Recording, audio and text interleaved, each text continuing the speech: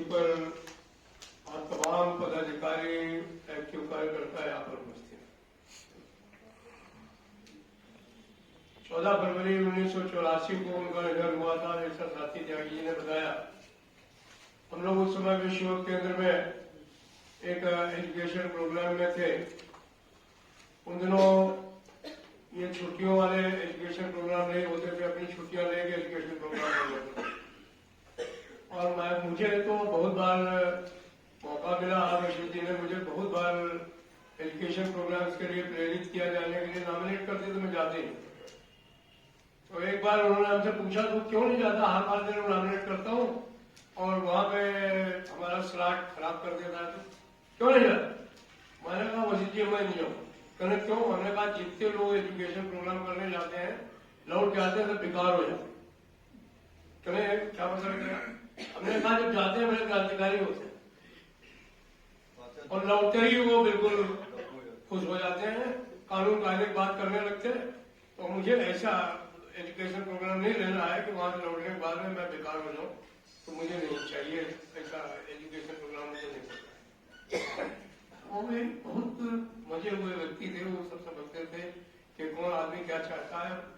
ठीक है, उस समय हम लोग यंग थे और जरा सा भी कोई झगड़ा मतलब कोई बात हो जाती थी तो हम लोग बाद में मैन पावर भी थी तो हम लोग बर्दाश्त नहीं करते थे, झगड़ा कर लेते थे, लड़ाई हो जाती थी, मारपिटाई भी हो जाती थी। लेकिन ये भरोसा रहता था कि वसीम जी हैं तो बचा लेंगे, कोई प्रॉब्लम नहीं है। उसके लिए एक आध उदाहरण है तो सैकड़ों उदाहरण, लेकिन एक आध उदाहरण बताऊंगा तो आपको लगेगा कि वो व्यक्ति कैसा व्यक्ति था और किस तरीके से अपने साथियों को बचाता था। वसीम जी ने कहा कि देखो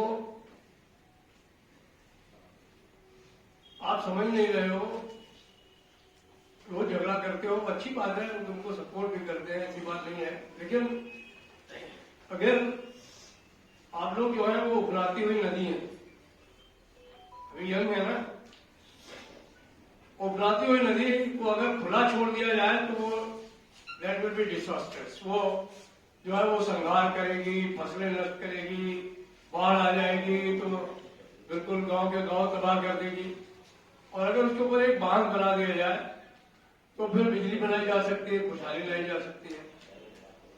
तो आप एजुकेशन के प्रोग्राम्स को एक उफनाती हुई नदी के, बाढ़ वाली नदी के बांध की तरह समझो।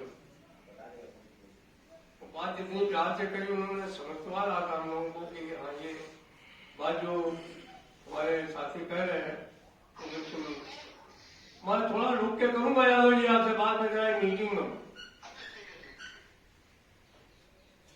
तो उसके बाद उन्होंने कहा कि अगला प्रोग्राम जो है वो हम इन मजदूर सभा की तरफ से कर रहे हैं, अपना सेल्फ डिजाइन प्रोग्राम होगा, उसमें आपको कोई हड़ताल के खिलाफ नहीं बोलेगा, उसमें कोई सरकारी तंत्र को मजबूत करने की बात नहीं होगी, उसमें मजदूरों की चर्चा होगी कि यूनियन कैसे अच्छी चलाई जाए, यूनियन को आगे बढ़ाने के लिए क्या करना चाहिए, जिसकी साथ चर्चा कर रहे थे। उसका एक प्रोग्राम और भी हो चुका था हम लोगों से 1 साल पहले, जिसको साथी हमारे एसपी सिंह ने भी बताया, ये उस प्रोग्राम में शामिल हुए थे। और इसलिए ये दावे के साथ कहा जा सकता है कि ये हमारे सीनियर भी हैं। मैं इनको जब भी मुझे मिलते हैं तो मैं कहता हूँ भाई आप मेरे सीनियर हैं, कम से कम एजुकेटर आप हमसे पहले बने। फिर उस प्रोग्राम में मैं आया तो बड़ा अच्छा लगा। एक तो हालांकि central board of workers education के ही एक डायरेक्टर हम लोगों को ज्यादा शिक्षा देने के लिए आया, क्या नाम था उनका, मराठी थे, भी याद आएगा तो बताऊंगा, बहुत अच्छे आदमी थे। मैं central board of workers education के प्रोग्राम से डरने लगा। नहीं जोशी नहीं थे, वो बहुत अच्छे आदमी थे, डायरेक्टर थे वहां पे central board of workers education. Bombay जो लोग गए होंगे तो उन लोगों ने देखा होगा वहां पर central board of workers education का IIW था पहले, उसका नाम था, तो दत्तोपंत हेगड़े करके नाम हो गया है। बहरहाल वो उस प्रोग्राम के टोटल वो थे, महेंद्र शर्मा जी सारे कर्ता करता थे उसके, और पूरे हिंदुस्तान से लोग थे, मैं भी उनमें से एक था। तो 14 तारीख को जापानीज डेलीगेशन आया था, तो उससे ये चर्चा हुई होगी HMS में, ये हमारा एक एजुकेशन प्रोग्राम भी चल रहा है, तो जापानीज डेलीगेशन ने कहा कि हम भी उसको देखना चाहते हैं। तो पंडित जी उसको लेके आए थे वहां पे, और अच्छा खासा उन्होंने भाषण किया, हम लोगों ने सुना, खाना खाया। खाना खाने के बाद में जब वो बैठे तो उनको कुछ बेचैनी सी हुई। उन्होंने मेरे से पूछा तेरा रूम कहाँ है, तो मैंने कहा मेरा रूम तो ऊपर है, मैं नीचे वाले रूम की चाबी लेके आया। तो मैं चाबी लेके आ गया, तो महेंद्र भाई भी थे, तो हमने जैसे उनको उठाने की कोशिश की तो रहीम से पर्सनालिटी थी, तो वो गिर गए पर सोफे के ऊपर, नीचे नहीं गिर पाए, लेकिन ऊपर लोगों को संभाल लिया, लेकिन उनको उल्टी हुई और हम लोगों को लगा कि इनकी तबीयत ज्यादा खराब हो गई। कल इमीडिएटली टैक्सी मंगाएंगे, उनको लेकर के हम लोग हॉस्पिटल आए। आकाशवाणी तक तो बाकायदा बात कर रहे थे, लेकिन उसके बाद में वो सडनली चुप हो गए। हॉस्पिटल आए तो उनको डॉक्टर उनके बड़े प्रिय थे। इस हॉस्पिटल में अगर किसी यूनियन के नेता को डॉक्टरों ने सबसे ज्यादा प्यार किया तो वो लेडी थी, क्योंकि वो अपने कर्मचारियों के लिए लड़ते थे तो डॉक्टरों के लिए लड़ते। उस जमाने में डॉक्टरों की हालत बहुत खराब थी, पैरामेडिकल स्टाफ की बहुत हालत खराब, उनको सबको बहुत सपोर्ट किया हमारे कोशिश की। तो जो आता था वो पूरा देखता था, पैरामेडिकल स्टाफ है वो भी रो रहा है, डॉक्टर रो रहा है, हम लोग समझ नहीं पा रहे थे क्या हो गया है। कल उनको कोशिश किया उन्होंने एक बार, थोड़ी देर के लिए उनको लगा कि रिवाइव कर गए, लेकिन सडनली फिर उनको अटैक हो गया, फिर वो समाप्त हो गए। तो बड़ा अफसोस हुआ हम लोगों को। उसके बाद हमने तो खैर 10-15 साल 20 साल तक बराबर उनके पुण्यतिथि को लखनऊ में जब तक मैं रहा तब तक रेगुलर उनकी पुण्यतिथि को मनाता। दिल्ली आना हो गया, कभी हुआ कभी नहीं हुआ, लेकिन अगली बार हम लोगों ने सोचा कि अब चौबे जी की पुण्यतिथि होती है, वाजपेयी जी की पुण्यतिथि होती है, खुर्शीद की पुण्यतिथि क्यों नहीं होती। तो मैंने साथी क्या है अनूप से बात की, हमने कहा यार ये अच्छी बात नहीं है। मेरे हिसाब से मैं जब ग्रेडिंग करता हूँ, ठीक है वाजपेयी जी का अपना एक पद था, इसमें कोई शक नहीं, ऐसा साथी त्यागी ने कहा, लेकिन जब मैं बात करता हूँ ये ब्रह्मा विष्णु महेश की, जो वशिष्ठ जी थे, वाजपेयी जी थे, चौबे जी थे, तो मुझे वशिष्ठ जी वास्तव में ब्रह्मा ही नजर आते।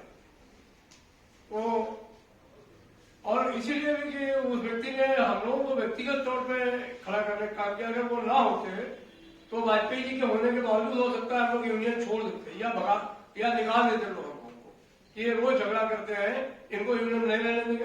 ये नौबत आ गई थी।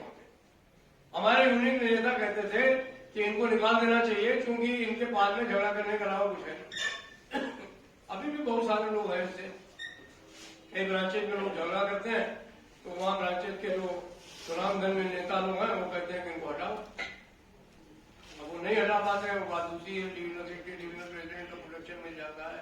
कहीं कहीं हम लोग कह देते हैं कि यार इनको निकालने से पहले मैं अपने बारे में सोच लेता हूँ, तुम क्या करते थे। तो अगर कोई अपने अतीत को भी सोच ले तो फिर दूसरे को जरूर सोचेगा कि उसके बारे में क्या सोचा जाना चाहिए।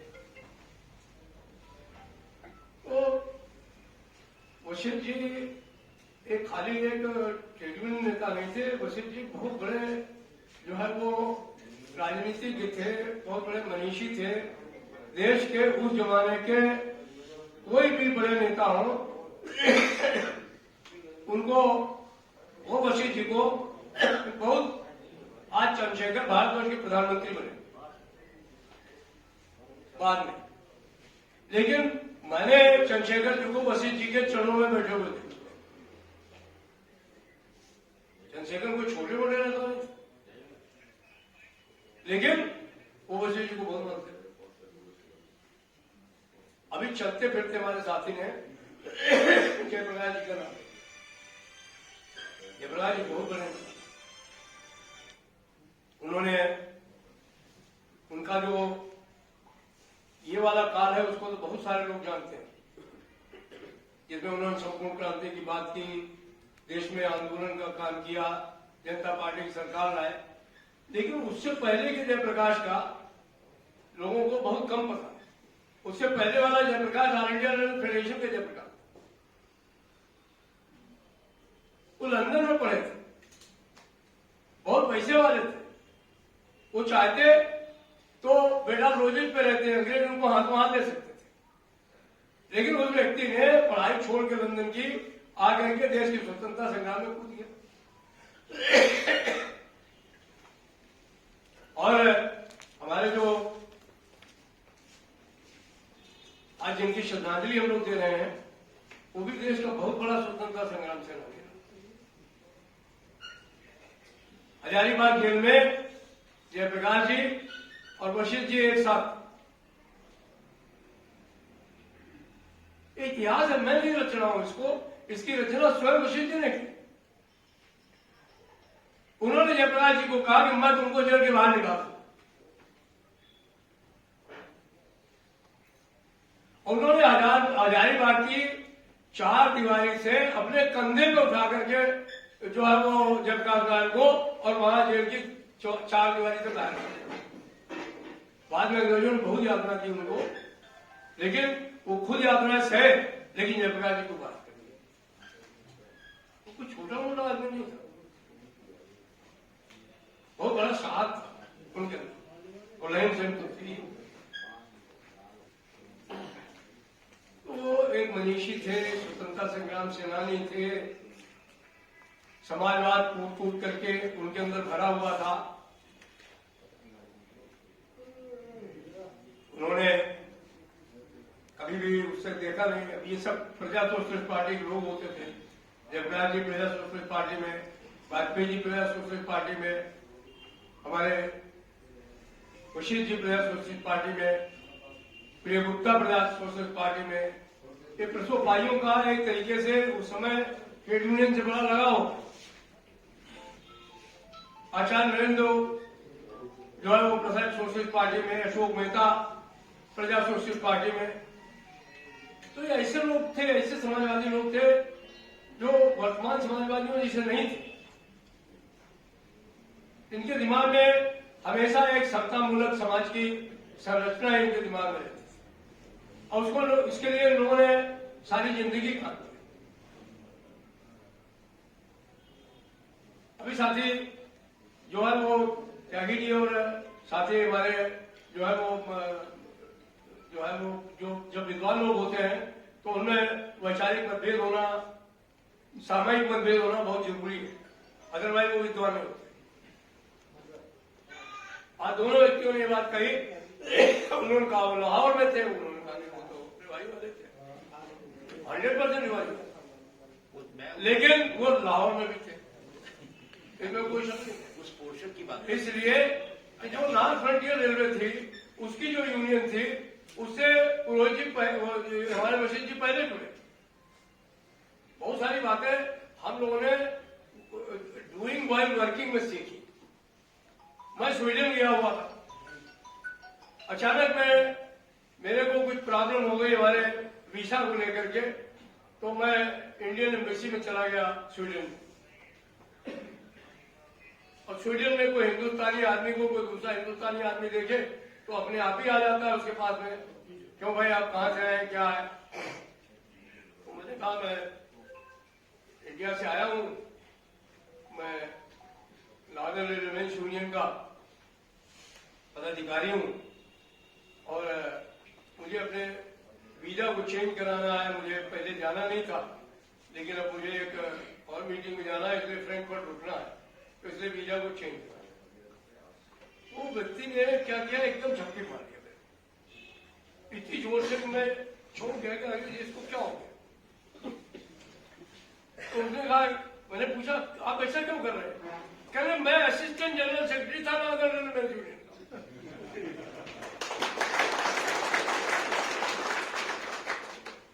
मैं तो सरप्राइज हो गया। कहने आप वशिष्ठ को जानते हैं, हमने कहा जानता हूं, क्यों नहीं जानूंगा, वो तो मेरे पिता तुल्य थे। कहने मैंने वशिष्ठ के साथ काम किया, एक नहीं दो रेल पे। कहने मैं उसके साथ लाहौर में भी था और मैं उसके साथ दिल्ली में भी। वो छोड़ करके आ गए थे, बाद में उन्होंने रिजाइन कर दिया, चले गए और स्वीडन में बहुत बड़े पत्रकार हो गए। आपको बताऊं उसका नाम, वो लखनपाल थे, जिन्होंने पोपोल्स की स्टोरी को सबसे पहले ब्रेक किया, वो व्यक्ति।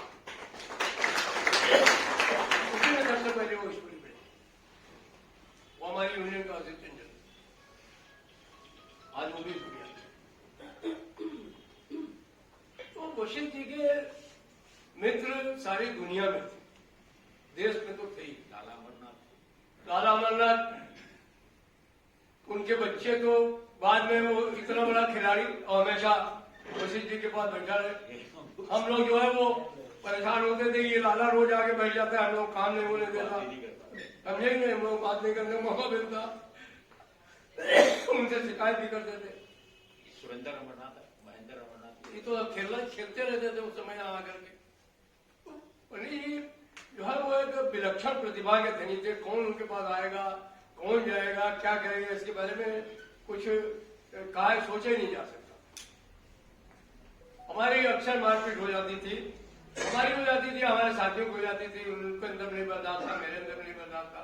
एक दिन अच्छा खासा सोसाइटी के चुनाव के लिए वोट मांग रहा था, हमारे एक डिविजनल वाइस प्रेसिडेंट थे, लोगों ने नीचे खड़े होकर शिकायत की, हमारे कैजुअल से जो है वो रिग्रेट कर देता है कि जो हमारा डीओएम है, हम लोग का कैजुअल क्यों रिग्रेट कर देता है, तो गलत बात है, बात करनी चाहिए। शर्मा जी बेचारे बोले यार ये कंट्रोलर से बना है और इनको मैं जानता हूं, मैं अभी इसको चल के तो बोल दूंगा। वो जो वाइस प्रेसिडेंट थे हमारे वीडी शर्मा जी, हमने कहा चलो, वो गए तो उसने हमारे संग में दोस्ती में कहा या अफसरी के मुंह में कहा, उसने कहा बीडी ये तो कोई बात नहीं, ये मेरा राइट है, मैं चाहूं तो कैजुअल दूं, चाहे तो कैजुअल ना दूं। एक लड़के को बाहर खड़ा करके आया था कि भैया भीड़ बहुत है, तुम अंदर मत घुसने देना। उसने दरवाजा खोला और बढ़िया सी चप्पल थी उसकी और उसके बाल नहीं थे, लाया 5-7 मारा, उसको सारी चप्पल उसके सर पे दिखाई पड़ रही थी। हमने कहा चलो काम हो गया, अभी एक मुकदमा खत्म हुआ, दूसरा तो हो गया। और देखिए बाद में शर्मा जी ने उसको समझाया, देखिए ये बात आप गलत किए, ये है वो है, वो तो सुन भी गया। उसने कहा अच्छा चलो कोई बात नहीं, सबको मार खाने के बावजूद ताबे पिलाइए पैसा। लेकिन वो दूसरे लोग जो है वो छोड़े तब ना, वो हमारे एसपी जैन थे, बड़े मित्र थे, या हमारे शिविर भी रहे, मेंबर स्टाफ भी रहे। कई उस दिन वो लखनऊ भ्रमण कर रहे थे, उनको ऑपरेटिंग वालों ने बता दिया कि आज फिर देखो शुक्रवार ने मारपीट करी, फिर मुकदमा कायम हो गया, फिर वो हो गया। तो हमको हमारे डीआरएम थे चट्टा साहब, उन्होंने कहा भैया ये मामला ठीक नहीं होगा और तुम चौधरी जी को तो बिल्कुल मत बताना और वाजपेयी जी को चाहे बता दो, लेकिन वशिष्ठ के पास चले जाओ, नहीं तो तुम तो जाओगे इंटर रेल में और दूसरा जो बीके मिश्रा है वो जाएगा डिविजनल रेल में। शर्मा जी भले बच्चा है, उनका 8-9 महीने रिटायरमेंट का है, तुम लोगों के खिलाफ एक्शन कंटेम्पलेट होना। हमने कहा कोई बात नहीं, चले जाते हैं। यहाँ आए पंडित जी बेचते हुए थे, मिल गए, कहने लगे कि आओ पहलवान फिर कुछ गुल खिला के आए हो। हमने कहा हो गया पंडित जी, क्या करें, चाहते तो नहीं थे लेकिन हो गया, मैं क्या करता हूँ। अरे कोई बात नहीं बैठो, तो पता नहीं तो मिठाई लेके आया हुआ था, उसे कहना इनको मिठाई खा। कोई दूसरा जनरल सेक्रेटरी होता तो गाली देता, उनको मिठाई का बड़ा शौक था जब उनको डायबिटीज थी। ये गुण हमारा उनका दोनों को मिलता है, मैं भी चोरी करके मिठाई खा लेता हूँ।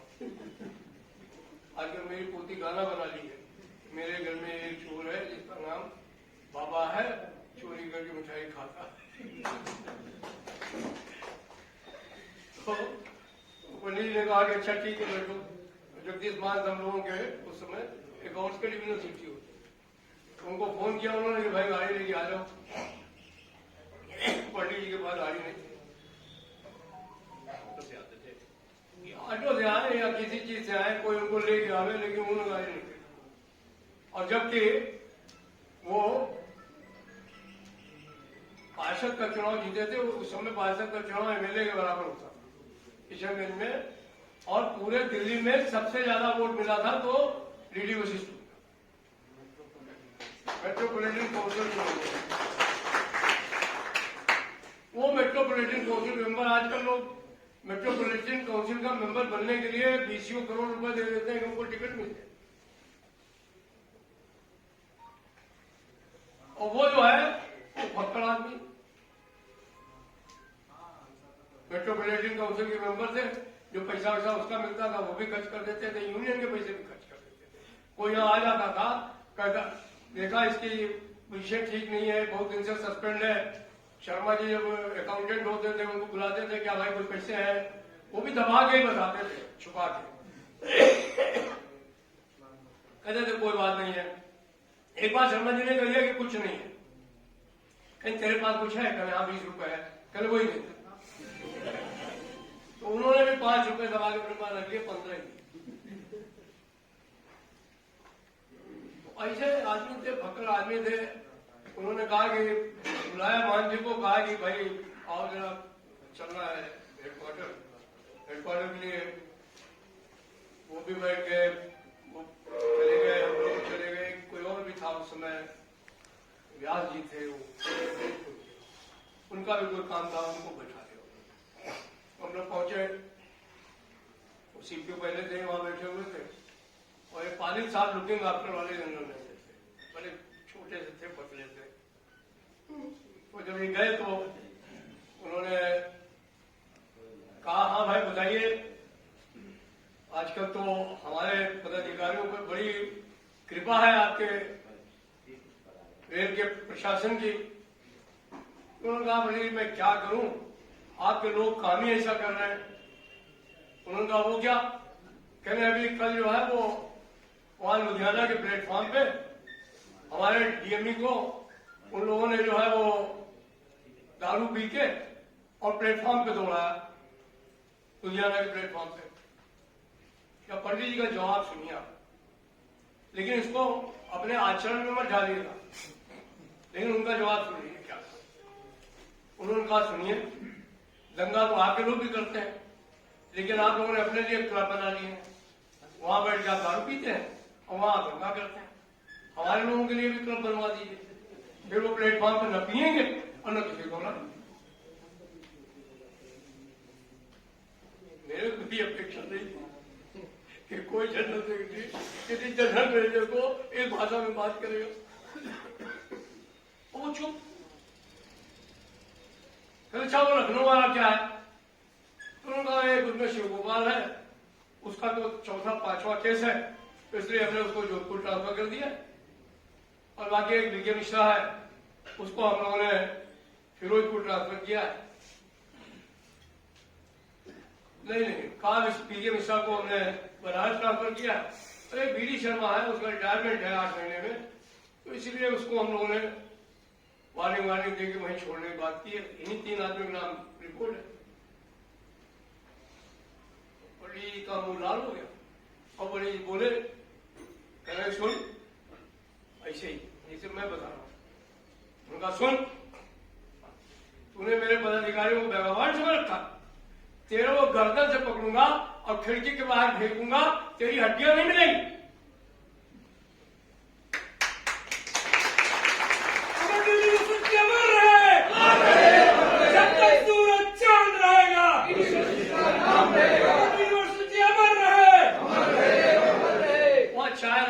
ठंडा रखा था, पंडित जी को पता नहीं क्या गुस्सा आया, सबसे कहा उठो, और सब बोले के बाहर चले। और मुझे आज तक पता नहीं है वो हमारा ट्रांसफार्मर कहाँ गया, आज तक नहीं पता। उसके बाद में सब ठंडा, मैं वापस गया, मुझे डीआरएम ने बुलाया, कहले क्या हुआ, हमने सारा किस्सा बता दिया। कहले अब कुछ नहीं हो कहले अब कुछ नहीं हो रहा है, काम सही हो गया। क्योंकि लोग सब समझते थे कि और आदमी कैसे चीजों को डील कर, वो डीआरएफ था, वो दिल्ली में रहा था, वो भी वैसे चीज को जानता था कि अगर उनको इसका पता चलेगा तो वो किस तरीके से डील करेंगे। इसलिए उन्होंने मुझे अलग से बुला के कहा कि तुम दिल्ली चले जाओ और वशील को बताओ ये गड़बड़ कर रहे हैं लोग वहां दिल्ली में बैठ कर, तभी ठीक। बात यह है कि हम ये नहीं मानते हैं कि आज की तारीख में कोई बहुत सुविधा भोगी हो गए हैं, कि आज की तारीख में लोग बहुत जो है वो लड़ने वाले नहीं है, ऐसा नहीं है। ठीक है, पहले से अभी जमाना बदला है और हम ही नहीं बदले हैं, प्रशासन भी बदले। उस जमाने में प्रशासन अपने को अफलातून समझता था। आप ये बात तो छोड़ दीजिए कि जमाने में हम लोग अप्रेंटिस करके चार्जमेंट में आए तो हमें ऐसा लगता था कि हमें तो नहीं लगता था, क्योंकि मैं तो मेरी बैकग्राउंड स्टूडेंट लाइफ से ही जो है मैं स्टूडेंट लीडर था, फिर बाद में जो है वो नौकरी में आया, तो मेरे को तो ये सब समाजवाद का भी ज्ञान था, मैं SYS का पदाधिकारी रहा, तो मुझे तो सब चीजें पता थी। लेकिन मैं अपने साथियों को देखता था कि चार्जमैन फोरमैन के कमरे में घुसने से डरता। अब स्टाफ की बात तो छोड़, स्टाफ जो टेक्नीशियन है, आर्टिजन है, खलासी है, उनकी बात तो छोड़ दी। जो हमारे जेई होते थे वो अपने आज के SSC के कमरे में घुसने से डरते थे, नहीं जाते। मैं जिस जमाने में यूनियन का चुनाव लड़ा डेलीगेट का, उस जमाने में कोई यूनियन का डेलीगेट का चुनाव जो है वो कोई जेई और SSC लड़ते नहीं था। नॉमिनेशन कभी कभी कर देते थे लोग, जैसे हर्षवर्धन हो गए, वो हमारे एक और सीनियर थे, कौन थे वो जो हड़ताल में जेल चले गए थे। दो चार लोग ऐसे थे जिनको कि यूनियन नॉमिनेट कर देती थी कि नहीं, वो लोग कुछ लगता था उनमें कुछ है, पोटेंशियल तो बना दिया जाता था, लेकिन लोग डरते। तो अब उस जमाने की बात आप करें, आज के जमाने में कोई भी आदमी किसी PWI क्या घुस जाएगा, अफसर क्या घुस जाएगा, किसी को सड़क पर रोक लेगा, हिम्मत थी पहले की। तो कोई ये कहे कि मिलिटेंसी में कमी आ गई, नहीं है, लोग ज्यादा मिलिटेंट। और सुविधाओं की बात है तो पैसे इतने मिलने लगे, उस जमाने में पैसे नहीं मिलते थे। जब पैसे नहीं मिलेंगे तो आप मोबाइल कहां से रखेंगे, आप जो है वो कहां से करेंगे, बात पैसे मिलते हैं तो लोग खर्च कर सकते। अभी मैंने हड़ताल का नोटिस दिया तो कई बच्चे फोन करते थे पूरे हिंदुस्तान से, अंकल आप हड़ताल तो करा रहे, नौकरी निकाल दिए जाएंगे तो क्या करोगे। हमने कहा बेटा पहली बात तो निकाले नहीं जाओगे, निकाले जाओगे तो वापस बुला लेंगे, अगर नहीं बुलाएंगे तो क्या होगा। तो हमने कहा भाई फिर तो झेलना ही पड़ेगा। उस जमाने में कोई ऐसा सवाल नहीं करता। उस जमाने में लोग कहते थे कि अगर यूनियन ने कह दिया हड़ताल तो हड़ताल। एक बच्चे ने इसी हड़ताल के नोटिस के दौरान मुझसे एक बात कही, मैं उस बात को कभी भूल ही नहीं पाता। उस बच्चे ने मेरे को कहा कि मेरी 2 बहनें हैं, मेरे बूढ़े माँ बाप हैं, मैं अकेला घर में कमाने वाला हूं, और मैं नौकरी में आया तो आने के बाद में मैंने 40 लाख रुपए लोन ले लिया।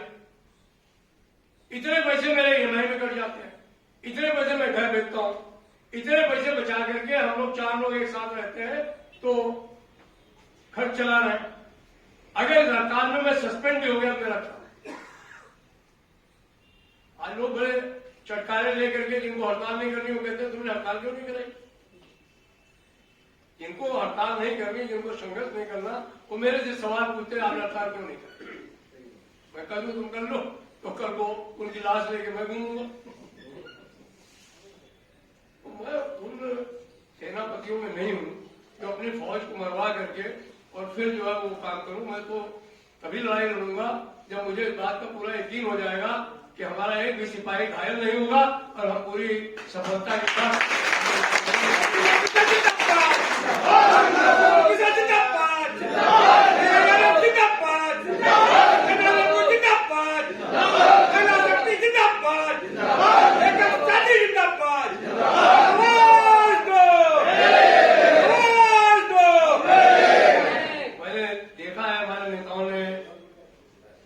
साथियों ने किस तरीके की स्थिति झेली है।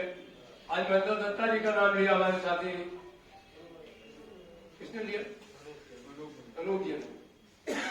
आप देखिए महेंद्र पाल दत्ता को आज भी शिमला में एक ढाबा, उस जमाने में उस व्यक्ति ने छोले और कुलचे की दुकान खोली हुआ शिमले में, स्टेशन के पास। कितने लोगों ने मूंगफली के ठेले लगे, महीने भर चंदा करते थे लोग। कभी कभी चौबे जी और वाजपेयी जी को पैसे नहीं मिलते थे, वो ये सोचते थे कि हमारे दूसरे लोग हैं उनको पैसा ज्यादा जरूरी। उनके बच्चे अच्छे खासे स्कूलों में पढ़ते थे, उनकी नौकरी छूट गई, उनकी पढ़ाई छूट गई। मैं भी लखनऊ पढ़ता था, मेरी पढ़ाई छूट गई, मैं भी हरदोई चला। हम लोगों ने वो दिन देखे। आज तो छुट्टी कैंसिल करने की वो आ जाती है एक कि छुट्टियां नहीं मिलेगी तो हाहाकार मच जाता है, भैया ये इसको वापस कराओ, ये देखो क्या आ गया, छुट्टी कैंसिल हो जाएगी, अरे इसमें दिया हुआ है कि ब्रेक इन सर्विस हो जाएगी। सारी सुविधा खत्म हो जाएगी। तो जवान के लोग ये बात नहीं बोलते। आज का व्यक्ति काफी पढ़ा लिखा है, नहीं उसको कोई बताता है तो गूगल बाबा बहुत अच्छे हैं बताने वाले, वो सब सीख लेता है, समझ लेता है।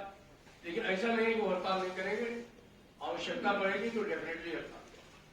मुद्दा राजनीतिक नहीं होना चाहिए, मुद्दा उनके जो है वो उससे जुड़ा होना चाहिए। मैंने बहुत सारे लोगों से बात करता हूं, तो खासतौर पर युवाओं से साक्षात करता हूं, तो उनसे एक बात की जो है वो निचोड़ लेना चाहता हूं कि एनपीएस पे अगर हड़ताल किया जाए तो क्या, अगर ओपीएस की बहाली के लिए करें तो क्या।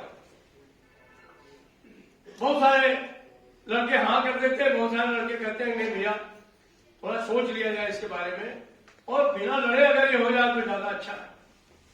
प्रदर्शन कर लीजिए, कुछ कर लीजिए, दबाव बना लीजिए, इससे हो जाए। दबाव ही बनाया उन्होंने, ऐसा थोड़ी ना। जो सरकार आधा % बढ़ाने को तैयार नहीं थी, उसने आपको 10% से 14% दिया या नहीं दिया? ये 4% ऐसे मिल गया, ये आपके दबाव से मिला, ये ऑल इंडिया रेलवे के दबाव से मिला, ये हड़ताल की नोटिस भेजी।